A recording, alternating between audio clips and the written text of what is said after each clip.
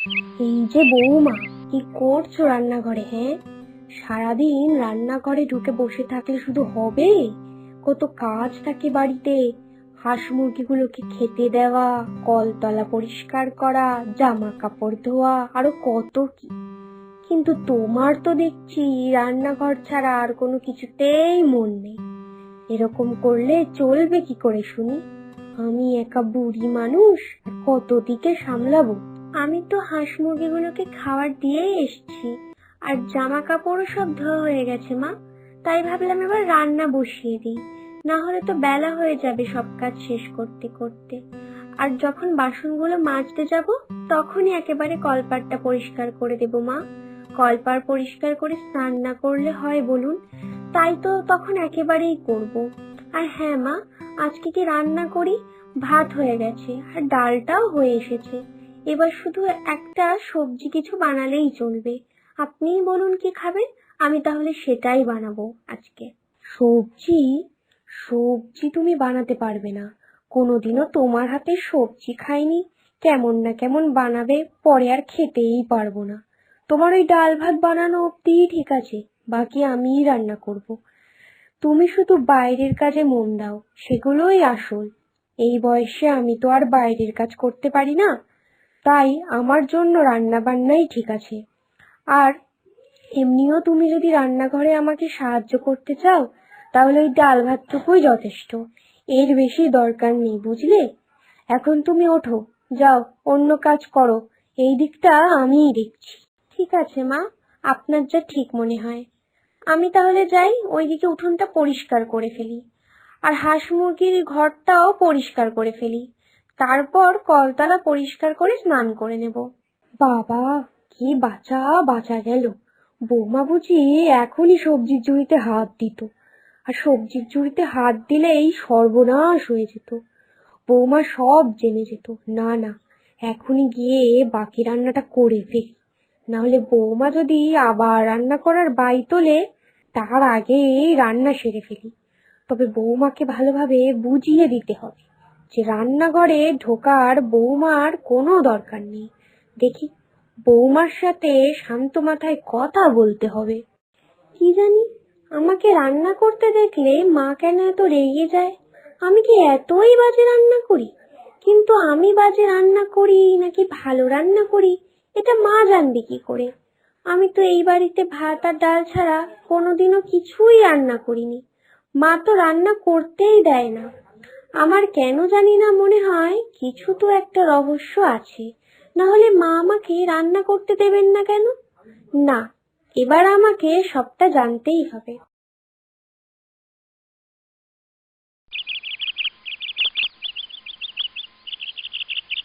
এ কি, সবজির ঝুড়িতে সব সবজি পচা? হুম, এ কি কাণ্ড! মা সবজির ঝুড়ি পরিষ্কার করে না কেন? আর এখন যদি আমি পরিষ্কার করে ফেলি, তাহলে বলবে কেন মাকে না জিজ্ঞেস করে আমি সবজির ঝুড়িতে হাত দিয়েছি। আচ্ছা, মাকে তো কোনোদিন সবজির ঝুড়ি থেকে কিছু ফেলতে দেখিনি। মা আদৌ সে পচা সবজিগুলো ফেলে তো, নাকি এগুলোই রান্না করে ফেলে? কি জানি। কি সুন্দর বেগুনগুলো বাজার থেকে ফেলে দিচ্ছিল, বলে নাকি পোকা বেগুন। যত সব!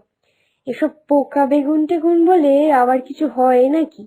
ভাগ্যিস সময় থাকতে বাজারে পৌঁছেছিলাম, না হলে এত বেগুন সব ফেলে দিত। যাক, যা হয় ভালোর জন্যই হয়। এবার আমি এই বেগুন দিয়ে এত সুন্দর বেগুনি বানাবো! আহা, চা বেগুনি, ডাল ভাত বেগুনি, মুড়ি দিয়ে বেগুনি, সব দিয়ে খেতে পারবো। না না, তাড়াতাড়ি পা চালিয়ে হাঁটি, বাড়ি গিয়ে বেগুনি বানিয়ে বৌমা আর আমি দুজনে জমিয়ে খাবো। আর বৌমাও খুশি হয়ে যাবে বেগুনি খেয়ে। বৌমা, তোমার তো দেখছি সব কাপড় ধোয়া হয়ে গেছে। তুমি বেশ কাজের তো। যাক, আমি আজকে তোমাকে ভালো মন্দ রেঁধে খাওয়াবো, দেখো। এত কাজ করো সারাদিন, একটু ভালো মন্দ না খেলে চলবে বলো তো? আমি যে বেগুন এনেছি, জানো বৌমা, ওই বেগুন দিয়ে বেগুনি বানাবো। ডাল ভাতের সাথে বেগুনি খেতে খুব ভালো লাগে, তাই না বলো বৌমা? আমি ভেবেছি আজকে তাই বানাবো। হ্যাঁ মা, আমারও খুব ভালো লাগে ডাল ভাত দিয়ে বেগুনি খেতে। আপনি আজকে বেগুনি বানালে আমারও খাওয়াটা বেশ ভালো হবে। ঠিক আছে ঠিক আছে, তুমি তাহলে তোমার কাজ করে নাও, আমি তাহলে ওইদিকে রান্নাটা সেরে ফেলি, কেমন? এ এ কি কাণ্ড! মা তো দেখছি সবজির ঝুড়ি থেকে পচা সবজিগুলোই কেটে ধুয়ে রান্নার জন্য তৈরি করে নিল। তার মানে মাই পচা সবজিগুলো দিয়েই রান্না করে ফেলবে এখন। মাকে গিয়ে কি এখনই সব জিজ্ঞেস করব? না না, থাক, আর একটু দাঁড়িয়ে দেখি, ব্যস্ত হলে হবে না। দেখি এরপর মা কি করে।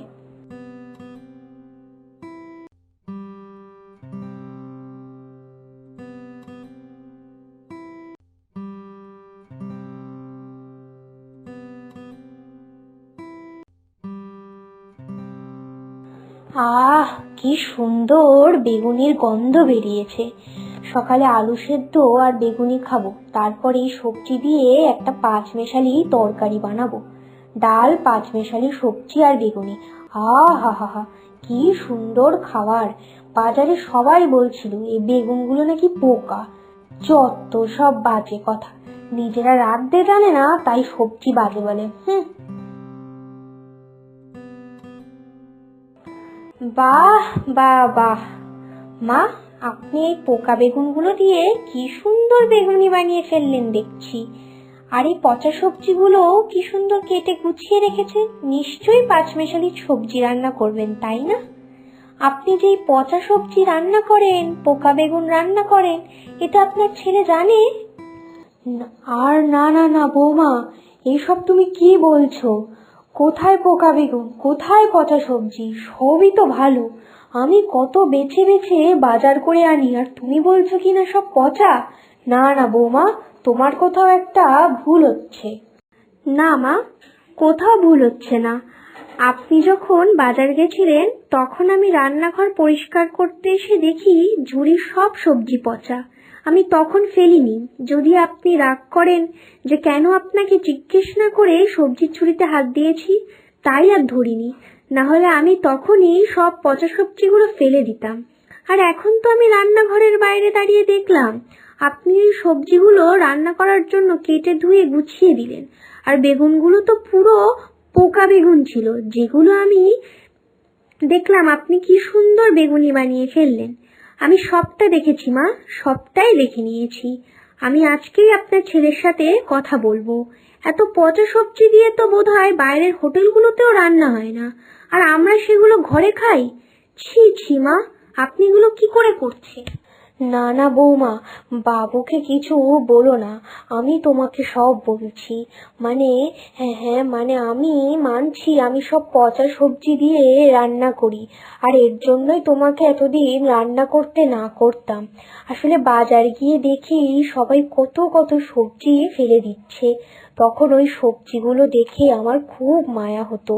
মনে হতো এত সবজি নষ্ট হলো, তাই তো ভাবতাম আমি এগুলো বাড়ি নিয়ে গিয়ে রান্না করি, তাহলে তো আর সবজিগুলো নষ্ট হবে না। আর সত্যি বলতে বৌমা, ওই সবজিগুলো আনলে আমাদেরও বাজারের পয়সা বেঁচে যেত। তাই তো। তাই আপনি আমাদের পচা সবজি খাওয়াবেন মা? ছি ছি, আমরা এসব ফেলে দেওয়া খাবার খেতাম, এতদিন ভাবলেই কেমন লাগছে। আরে বৌমা, চুপ করো চুপ করো, বললাম তো আমি আর এই ভুল কোনোদিনও করব না। এবার থেকে তুমি রান্না করো, কেমন? কিন্তু দোহাই তোমার, বাবু কিছু যেন জানে না। যা হয়েছে ভুলে যাও বৌমা, দোহাই তোমার।